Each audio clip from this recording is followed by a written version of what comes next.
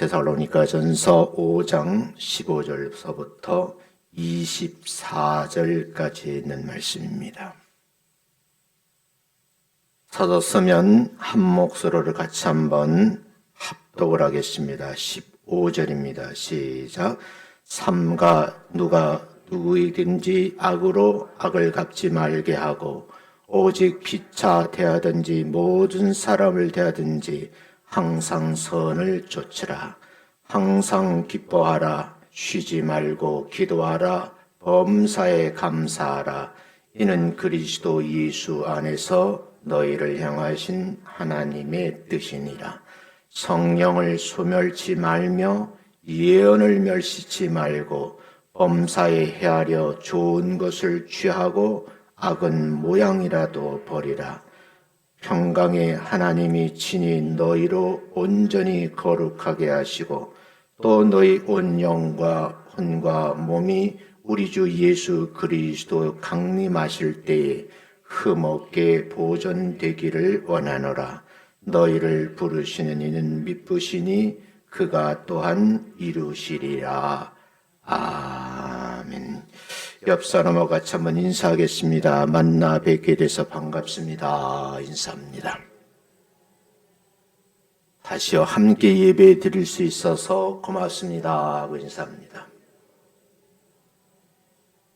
자, 한번 조금 긴데요. 오늘은 내일을 위해 존재하는 하나님의 섭리입니다 라고 말합니다.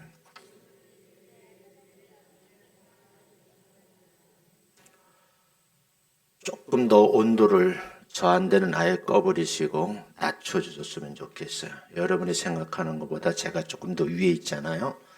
굉장히 더워요. 그래서 낮춰주셨으면 좋겠습니다. 삶의 여정에는 근심과 걱정으로 얼룩졌다. 점철된 삶이라 이렇게 말하는 분들이 있어요. 고민은 누구에게나 있는 거죠. 어린아이들에게도 어른이 알지 못하는 말 못하는 고민이 있다고 합니다. 학생들에게는 학생대로, 젊은이들에게는 젊은이대로 고민이 많고요. 평생을 살은 나이 많으신 어르신들에게도 고민은 있다고 말합니다. 그런가 하면 돈이 많고 거부라고 하는 사람들도 그렇고 많이 배운 학자들도 그렇답니다. 세상으로 말하면 갖출 걸 다 갖춘 사람들임에도 불구하고 그들 나름대로 고민이 있다고 하는 겁니다. 각자의 사정은 다 다르지만 남모르게 어려움을 겪고 살아가는 사람들이 많다 그런 뜻이겠죠. 세상에는 많은 사람들이 삶을 살아가면서 부딪히는 어려움이 많고 그로 인해서 근심 걱정을 한다고 그래요. 그런가 하면 피치 못할 일이지만 만나고 싶지 않은 일이지만 몸에 찾은 질병 때문에 큰 고통으로 살아가는 분들도 있어요. 그런가 하면 사람과 사람 사이에서 피치 못할 일로 인해서 갈등이 존재하고 그에 인해서 반목하는 사람들도 있어요. 우리가 생각하기에 많이 배우고 가진 것이 많은 사람들은 근심 걱정이 없는 것처럼 생각이 들지만 그렇지도 않다는 거예요. 우리나라 사람들이 부러워하는 사람이 있고 기업이 있죠. 그 기업을 존경하는 사람들도 있고 그 오너를 부러워하는 사람이 있어요. 그런데 그분의 가족들도 고민이 있다고 합니다. 그것은 뭐냐 하면 가족력에 의한 아픔이라는 거예요. 우리나라 굴지 기업 삼성, 현대 등등 여러 기업들이 있잖아요. 삼성가에게는 큰 아픔이 뭐냐 하고 제가 어떤 희귀병들이 있는가 하고 자료를 찾아보니까 삼성가에는 유전병이 존재하는데 그게 사르코마리투스 병이라고 그래요. 희귀질환이라는 겁니다. 근데 의외로 저는 이분들의 아픔인 줄만 알았는데 우리나라 사람이 약 2,700명 중에 한 명꼴로 삼성 가문이 앓고 있는 희귀병을 앓고 있다 그래요. 이 자료를 보면서 제가 기도하기 시작했거든요. 하나님, 이 희귀병을 치료할 수 있는 치료제가 빠른 속도로 개발되게 도와주세요. 물론 우리나라의 대기업의 총수이고 큰 기업이지만 아직까지 많은 연구비를 투자하고 있음에도 불구하고 사르코마리 투수병 희귀질환의 신약이 개발되지 않고 있어요. 여러분들도 이런 분들을 위해서 함께 기도해 주셨으면 좋겠다 하는 생각을 합니다. 어찌됐든 이런 모양 저런 속사정으로 사람들이 세상을 너무 힘들게 살아가는 분들이 의외로 많다는 거죠. 그분들의 고백을 들어보면 인생살이 너무너무 힘들다는 거예요. 그리고 어떤 분은 말하기를 이 희귀질환 때문에 너무 힘들어서 빨리 생을 마치고 싶다 이렇게 표현한 분들도 있더라고요.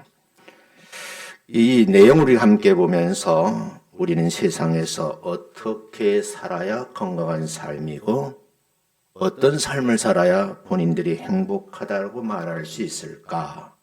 이 문제에 대해서 좀 생각을 좀 해보려고 그래요. 사람들의 소망은 그 누구도 행복하기를 원하지요. 행복이 있는 데라면 어디든지 찾아가겠노라고 용기를 낸답니다. 그렇다고 해서 그 행복이 그 사람에게 다가오느냐? 그렇지도 않다는 게 문제죠. 그런데 여러분, 살아계신 하나님을 믿는 성도들에게 행복이라는 말은 어떤 의미일까? 불갑을 하나님을 믿지 않는 사람들과 삶의 차원이 달라야 되는데 어떻게 사는 것이 옳은 일인가 하고 고민을 해보는 거예요. 미국의 심리학자이고 통계 여론조사 방법의 창시자인 조지 갤럽이라는 사람이 있어요. 이분이 여론조사법을 창안한 사람인데 어떤 사람이 가장 행복한 사람인가 알아보기 위해서 조사를 했다고 그래요. 그 결과가 데이터로 나왔는데 세상에서 가장 행복한 사람은 어떤 사람이냐? 살아있는 종교적 체험을 하는 사람들이 행복하다라고 말한답니다. 뒤집어 말하면 가장 불행한 사람은 누구냐? 종교적 경험이 없는 사람들이 불행하다라고 말합니다. 여러분들은 예수 믿는 사람들이기에 행복한 성도인 줄로 믿습니다. 옆 사람을 보면서 미소를 지으면서 나는 참 행복한 사람입니다. 시작.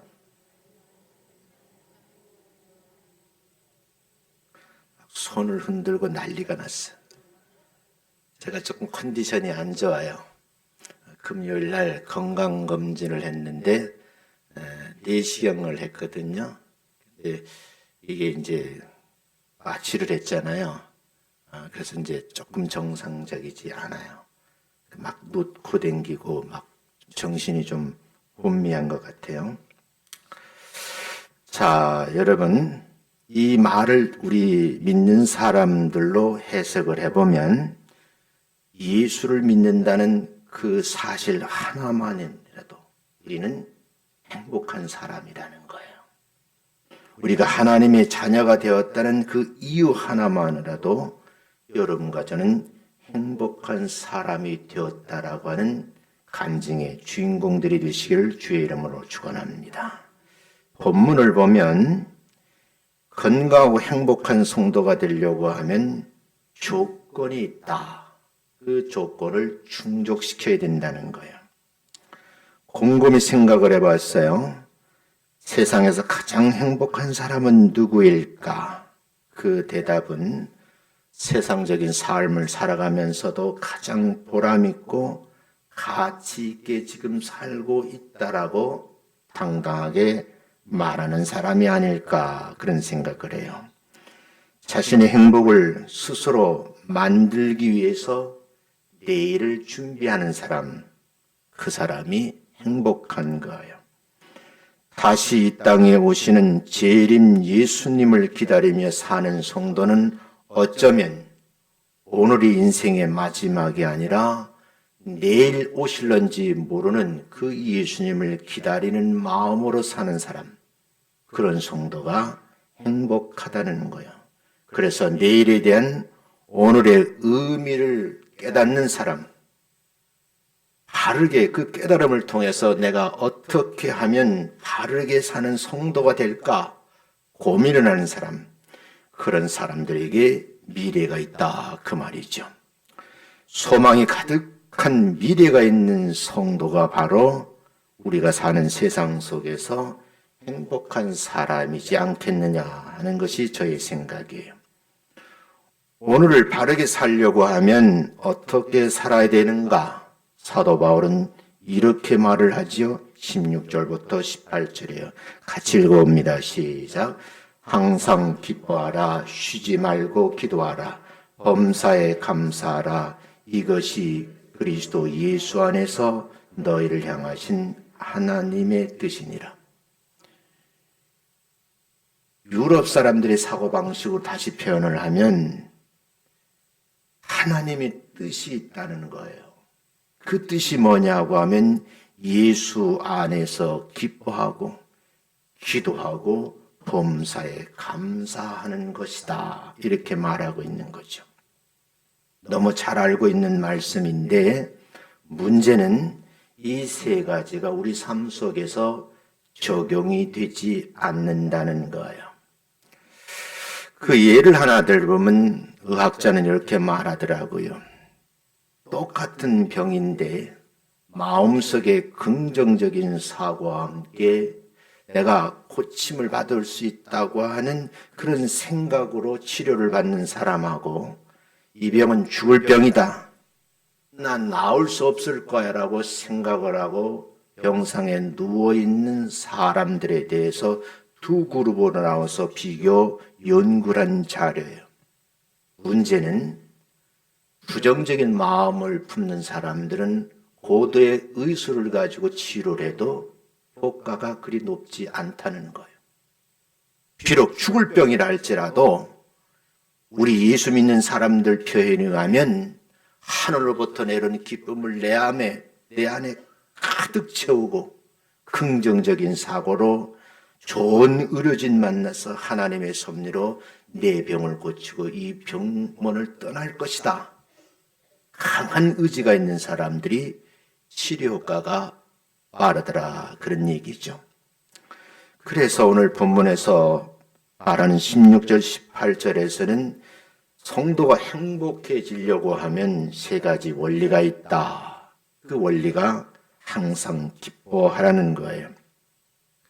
극한 상황 속에 있다가 보면 나도 모르게 마음속에 두려움과 공포가 밀려오거든요. 이 말은 마음속의 기쁨의 근원이 하나님이 주신 이 기쁨의 근원이 사라졌기 때문이라는 거죠.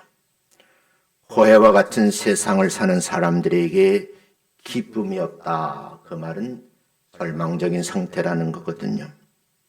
어쩌면 지금도 예수를 믿으면서 절망적인 상황에 놓여 있다고 하면 내 마음속에 들려주시는 생명의 말씀, 아무개야, 내가 너에게 기쁨을 주지 않았니? 항상 기뻐할 수 없겠니라고 말한다고 하면 여러분 답을 하셔야 돼요. 하나님께서 세상의 현실을 몰라서 우리에게 이런 말을 하실까? 그건 아니죠. 우리의 현실 직시하고 있는 문제는 하나님이 더 먼저 알고 계신 거예요. 그럼에도 불구하고 항상 기뻐하라고 말씀하시는데 왜 그런 것일까? 주님이 주신 원재료예요. 기쁨이라는 거예요. 심리학에서는 사람의 기본 감정이 있다고 그래. 그게 네 가지라고 그러거든요. 그 네 가지를 가지고 수많은 2차적인 감정을 만들어 가는 거예요. 가장 중요한 이 기쁨이라는 감정을 우리 마음속에 심어주신 분이 하나님이심을 꼭 믿으시기를 주의 이름으로 축원합니다. 그런 확신을 가지고 살아갈 때 외부로부터 바이러스가 침범하고 극한 오름의 상황 속에서 내가 이길 수 있는 그 근원이 바로 기쁨이기에 예수님께서는 우리를 향해서 하시는 말씀, 바울 사도 입을 통해서 말씀하는 거예요. 항상 기뻐하라는 거예요. 이 주님이 주신 원재료를 어느 정도 가지고 있느냐가 굉장히 중요한 거예요. 왜냐하면 원죄는 기쁨을 가지고 자기 스스로가 이걸 확대해서 점점 큰 덩어리로 만드는 것이 신앙생활이라는 거예요. 똑같은 재료를 내 마음속에 주셨는데 어떤 일은 그 기쁨을 그냥 몽땅 잃어버리는 사람이 있는가 하면 어떤 사람들은 그걸 극대화시켜서 점점 키워가는 사람들이 있다 그 말이죠. 하나님께서는 여러분과 저의 마음속에 기쁨이라는 큰 감정을 선물해 주신 거예요. 받은 선물을 가공할 능력이 있으셔야 된다 그 말씀을 드리고 싶어요. 왜냐하면 기쁨은 자기가 노력해서 원재료를 가지고 만드는 거거든요. 하나님께서 주시는 것이기에 감사하는 마음을 가지고 표현할 수 있는 여러분 되시기를 주님의 이름으로 축원합니다. 세상을 온통 웃기려고 몸부림을 치는 직업이 있어요. 여기 코미디니. 요새는 그 사람들 개그맨이다, 개그우먼이다 그러거든요. 근데 여러분, 이 코미디언들이 살아가면서 삶의 기쁨을 누리고 있을까? 그들에게 질문을 던져봤는데 남을 웃기는데 온 정열을 쏟는데 진정 자기 마음속에는 기쁨이 없다. 그냥 직업이기 때문에 한다. 이런 표현을 쓴다는 거예요. 근데 이 코미디언들 물어보면 개그를 하기 위해서 방청객들 한 번 웃기기 위해서 본인은 100번 이상 울어야 된다는 거예요. 내가 울어야지만 웃길 수 있다는 참 아이러니한 일들이죠. 성도가 어떤 조건에서 항상 기뻐한다고 하면 하나님께서 그 마음속에 기쁨의 근원을 주셨는데 성령님은 내 마음속에 그 기쁨을 2배, 3배, 10배, 100배의 놀라운 역사를 하신다. 그렇게 이해하셨으면 참 좋겠어요. 그리고 또 한 가지 말하죠. 쉬지 말고 기도하라는 거예요. 아주 기본적인 얘기예요. 믿는 성도가 삶의 여정에서 기도하지 않는다고 하면 극단적인 표현을 쓰면 그 사람은 영혼이 죽은 사람이에요. 기도를 뭐라 그래요? 하나님과 영적으로 대화하는 일상생활이에요.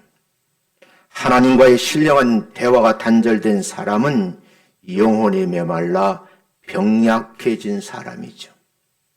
내 마음속에 주님이 주신 기쁨의 근원이 사라졌기에 기도할 수가 없다는 말씀이죠. 성도들은 어떤 이유를 불문하고 기도하는 일을 쉬어서는 안 된다는 거예요. 그런데 여러분, 쉬지 말라는 말이 있잖아요. 그러면 세상적으로 말하면 일하지 말고 기도하라는 말인가? 그런 뜻이 아니고요. 하나님을 부단히 의지하고 항상 기도하는 마음을 가지고 생활에 임하라. 그런 뜻이에요. 어떤 순간에도 극한 상황 속에서도 쉬지 말고 기도할 것은 하나님께서 내게 큰 기쁨을 주셨는데 이 기쁨을 유지할 수 있는 방법이 뭐냐고 우리에게 제시하는 게 뭐예요? 기도해야 유지할 수 있다. 그 말인 것이죠. 기도는 하나님 만날 수 있는 지름길이고 통로이죠. 성도는 기도에 산다라고 누누이 얘기를 해요. 기도 안 하면 문제는 내 마음의 기쁨이 사라진다는 거예요. 그 근원이 사라지면 회복이 불가능한 거예요. 주님의 재림을 기다리는 여러분들, 대림절 기간 동안에 이 기도 생활이 이어지시기를 주의 이름으로 축원합니다. 또 한 가지는 뭐라래요? 범사에 감사하라 그러잖아요. 예수 믿는 사람들은 아주 사소한 일에도 감사할 수 있어야 돼요.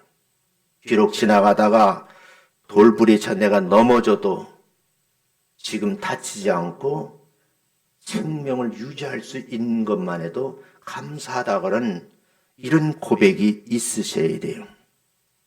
제가 여러분 병원에 가서 녹내장 초기라 그랬잖아요. 그랬더니 우리 가족들이 난리가 났어요. 아빠, 이제 얼마 안 있으면 장님 되는 거 아니야? 그리고 내가 열심히 생각을 해봤어요. 이 녹내장을 극복한 사람들의 많은 그런 이제 의술에 관한 얘기겠죠. 그런 이야기가 있어요.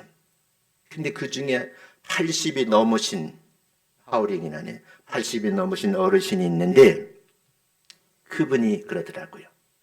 내가 이게 60대 초반에 걸렸는데 지금 85세인데 의사 앞에서 검진이 다 끝나더니 예전 초기와 똑같습니다.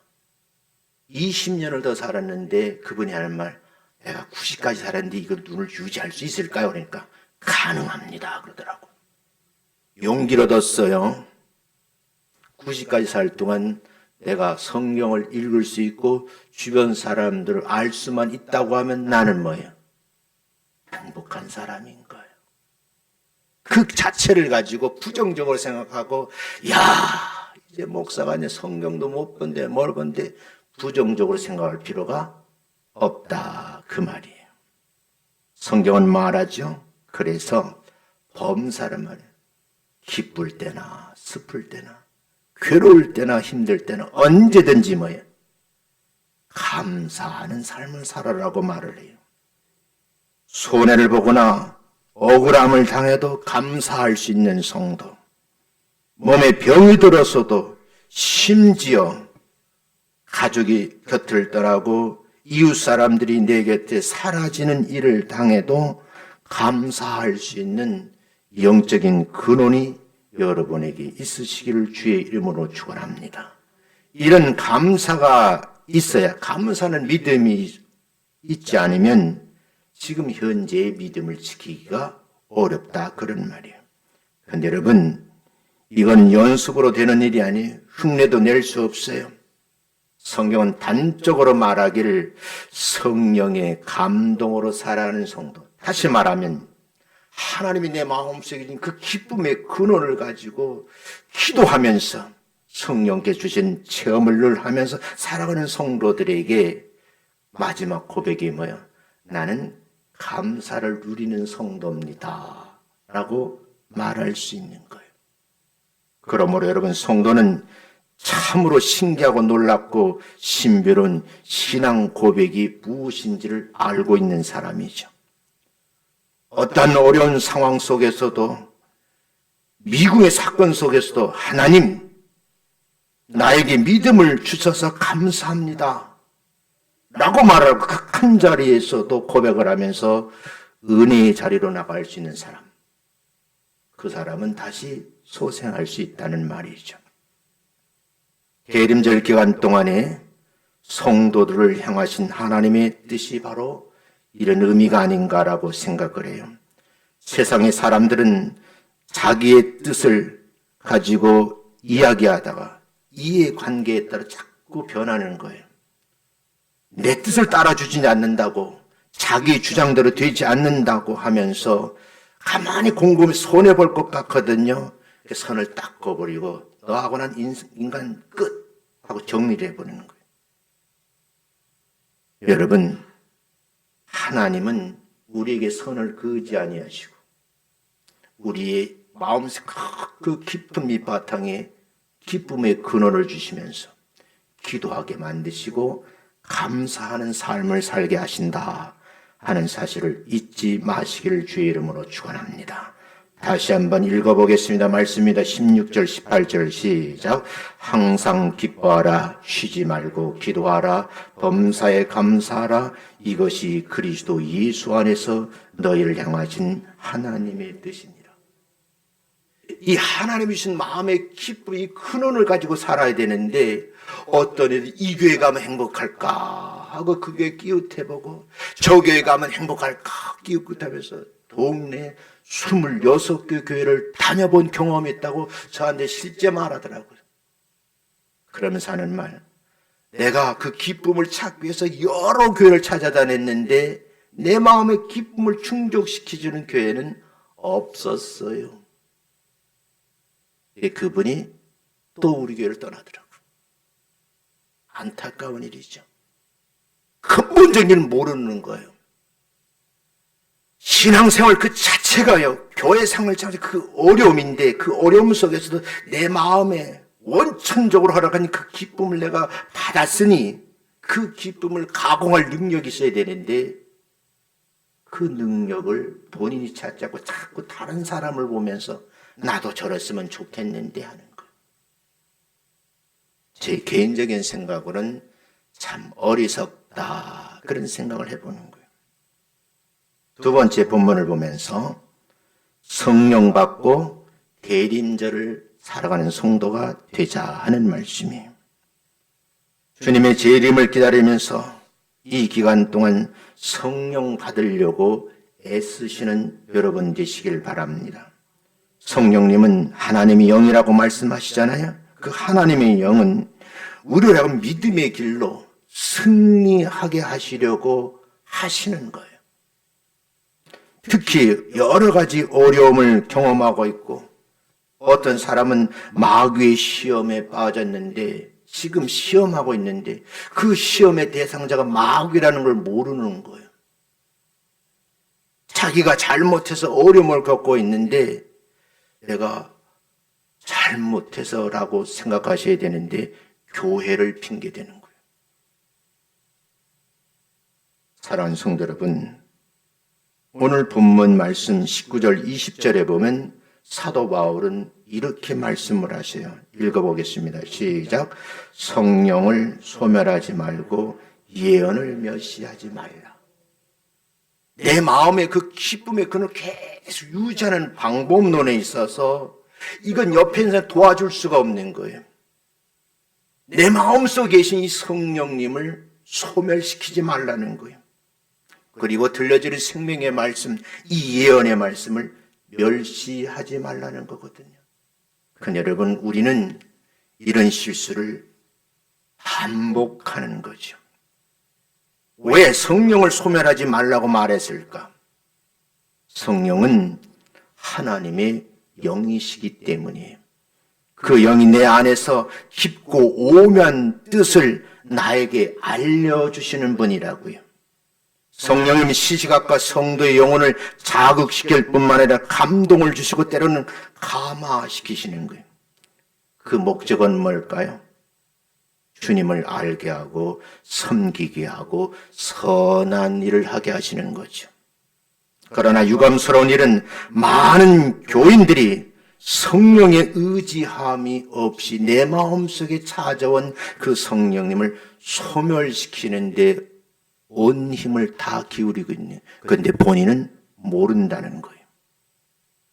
하나님을 믿지 않는 사람이라고 하면 그건 이해가 되지만 하나님을 믿는 성도에게는 수시로 마음속에 어떤 감동을 주셔서 선한 일을 하게 하시는데 그 성령이 소멸된지를 모르는 거죠.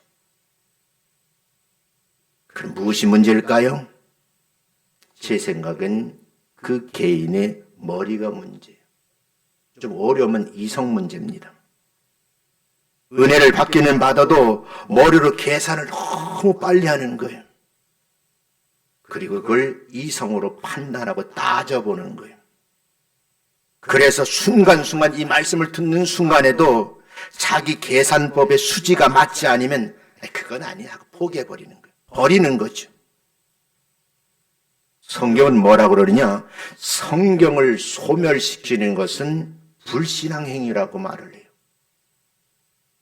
성령의 부르심에 순종해야 은혜 생활을 할 수가 있는데 본인이 아무도 말해주지 않는 거예요.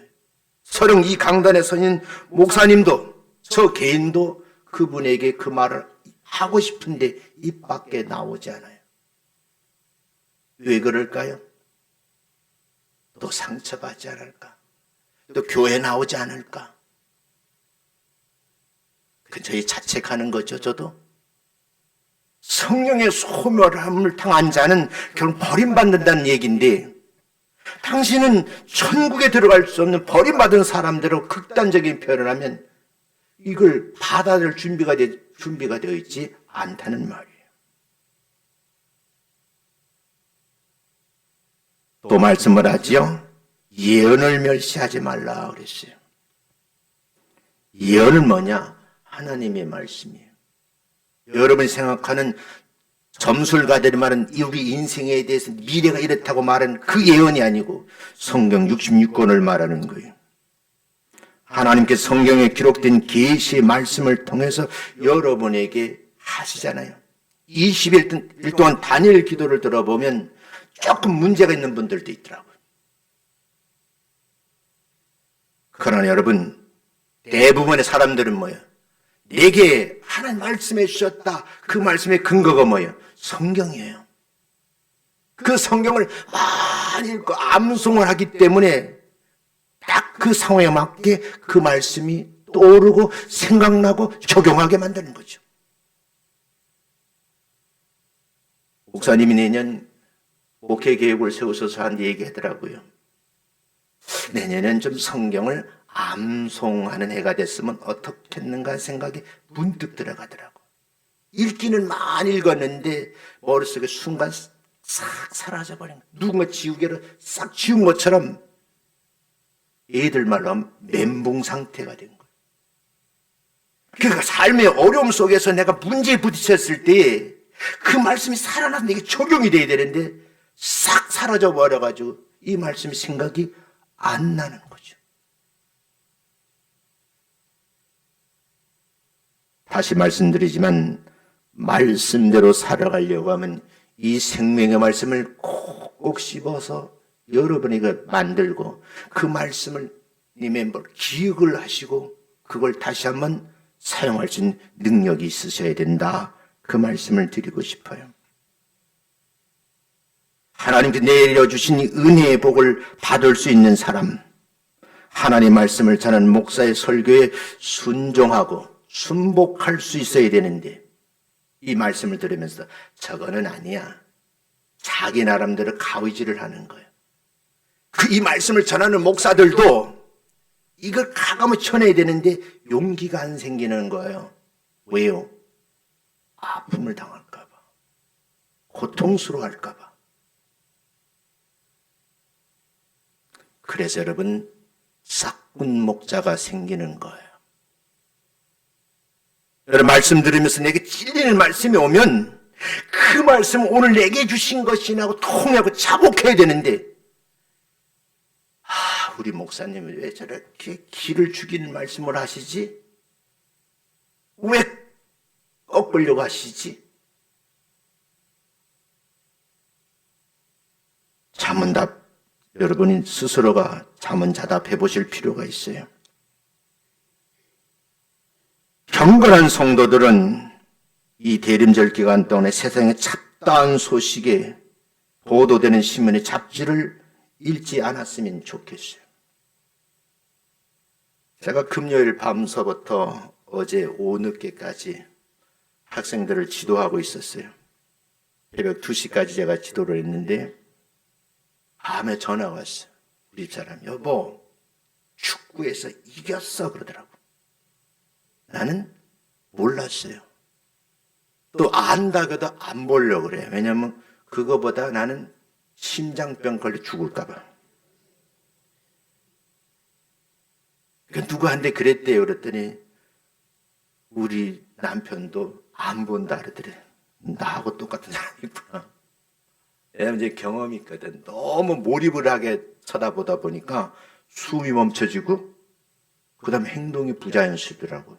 아니 세상에 할 일이 많은데 축구보다 목사가 죽었대 그러면 그게 시험 들어? 차라리 안 보는 게 낫지. 근데 여러분 시간이 지나서 다음날 아침에 일어나서 뉴스를 보니까 보도가 되는데 어제 이겼구나 할렐루야 그럼 되는 거지.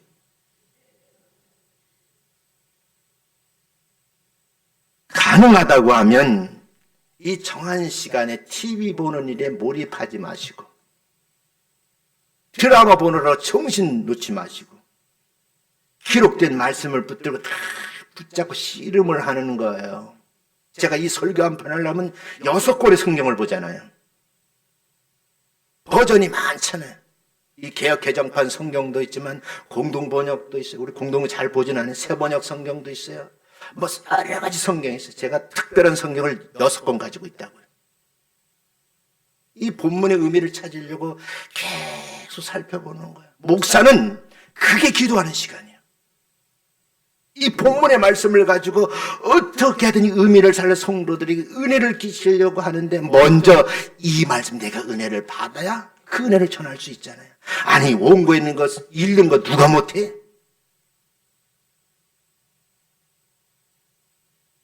성도들은 이 성경 하나님의 소중함을 여러분이 아시고 사랑하시기를 주의 이름으로 축원합니다.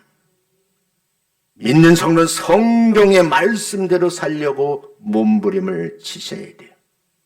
성경을 모르는 사람들에게 알려줄 의무가 있어요. 그래서 여러분 번역된 성경을 세상 사람들에게 많이 알려주는 그런 일도 우리가 하셔야 된다는 그런 말씀이에요. 마지막 3번째, 대림절 기간에는 좀 좋은 것을 취하는 성도였으면 좋겠다 하는 말씀을 해요. 오늘 21절 말씀에 이렇게 기록이 되어 있어서 한번 읽어보겠습니다. 시작. 범사에 헤아려 좋은 것을 취하고. 좋은 일, 기쁜 일, 슬픈 일, 극한 상황 속에서도 헤아려서 뭐야? 좋은 것으로 take, 내 것 만들라 그 말이에요. 세상엔 좋은 것과 나쁜 것이 있죠. 사람이 취향에 따라서 다르게 나타나는 것이지만 선한 사람들은 좋은 것을 선택할 수밖에 없어요. 심성이 고약한 사람은 어떻게 해요?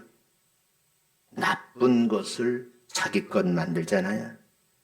좋은 것은 다른 사람이 이익을 주는 생활이고요. 그게 예수 믿는 사람들로 말하면 기쁨이 충만한 상태에서 다른 사람들에게 많은 말로 표현을 하는 거예요. 제가 2권의 책을 사람들에게 권유를 했어요. 어른들의 어휘력, 어른들이 쓰는 말 형태에 대해서 한번 읽어봐라 하고 제가 책을 2권 소개를 했어요.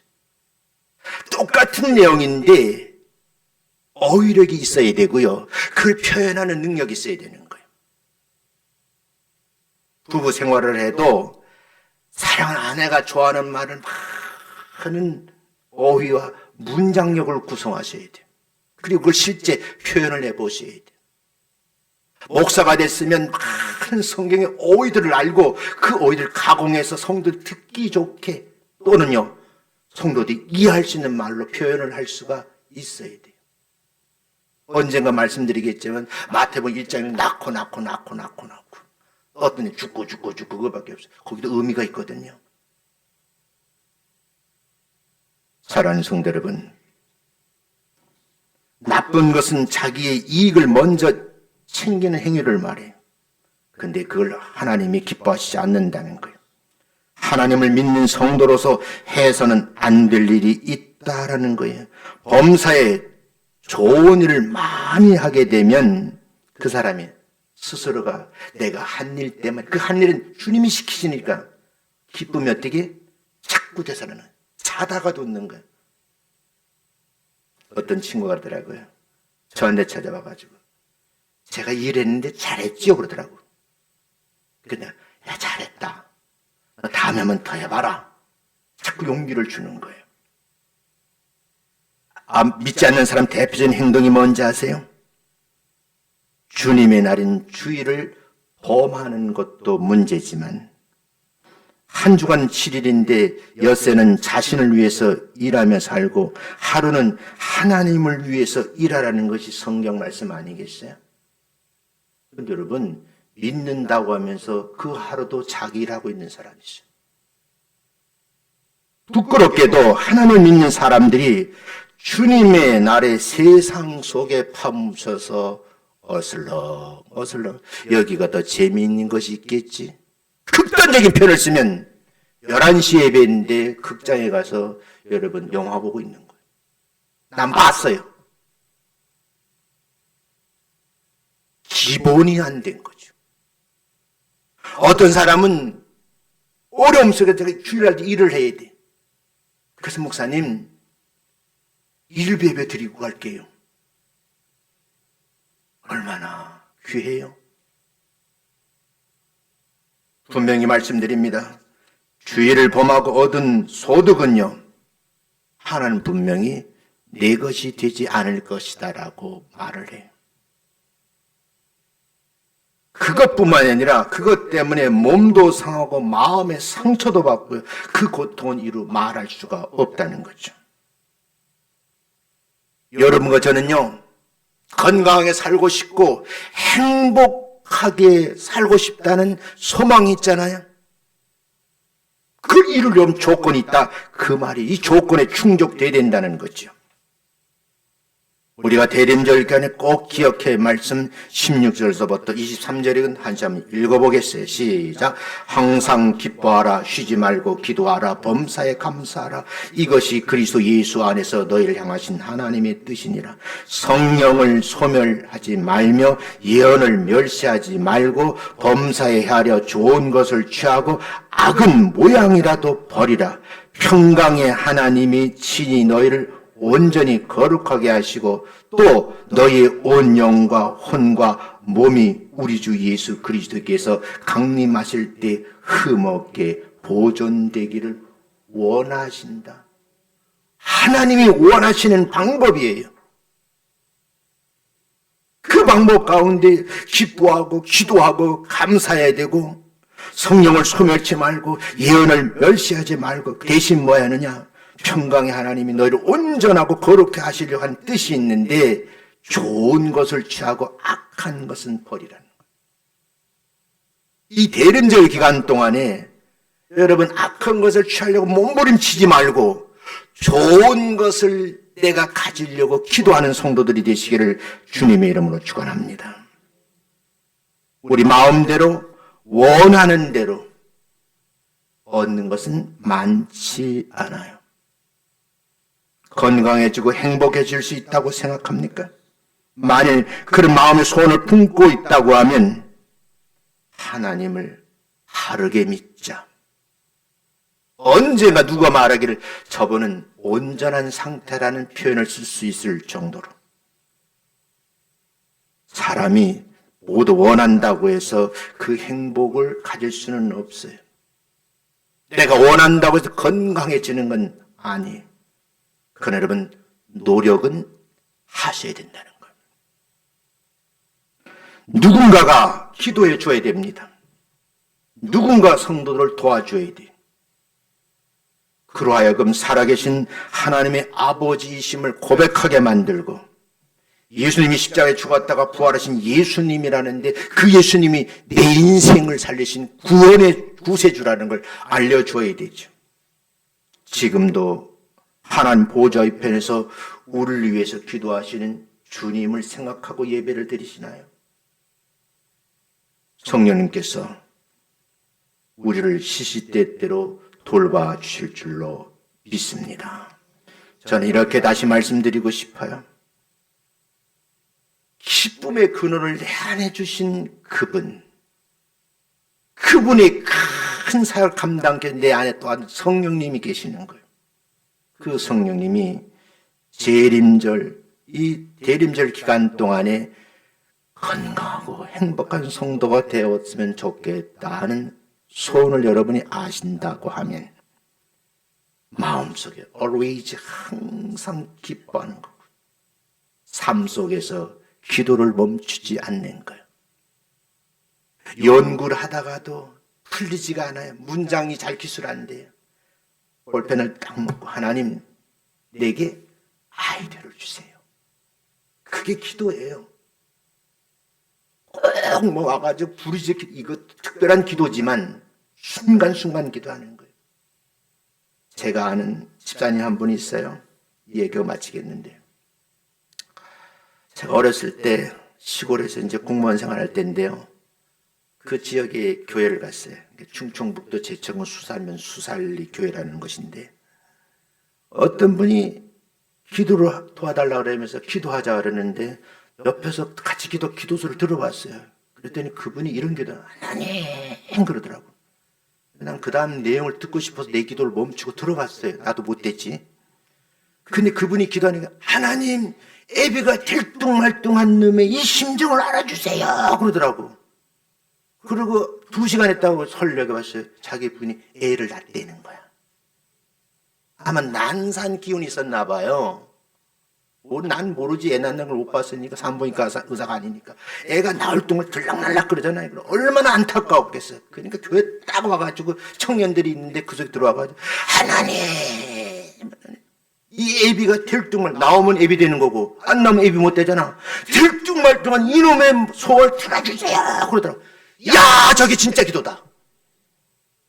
나는 형식이 같자고 전지전능하시 하나님 아버지 막 이렇게 기도하는데, 그분은 거두절민 게 없어. 너무너무 급하거든. 그러니까 하나님, 다시 반복해가봐요. 이 애비가 들뚱말뚱한 소원 들어줘. 그 소원 하나님 아시지? 그래? 내가 낳게 해주지. 2시간에 연락 왔는데 애 낳았대 그러더라고. 은혜가 되시기를 주의 이름으로 축원합니다.